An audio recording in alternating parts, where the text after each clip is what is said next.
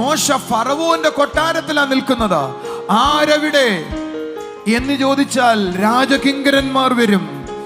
കഴുത്ത് വെട്ട് എന്ന് പറയണ്ട, രാജാവിന്റെ ആക്ഷൻ കണ്ടാൽ മോശയുടെ കഴുത്തു പോകും.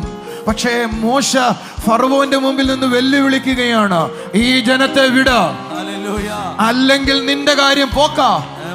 ഫറവോന് അനങ്ങാൻ വയ്യ. അതിന്റെ പേരാണ് God's influence. The power of God's influence.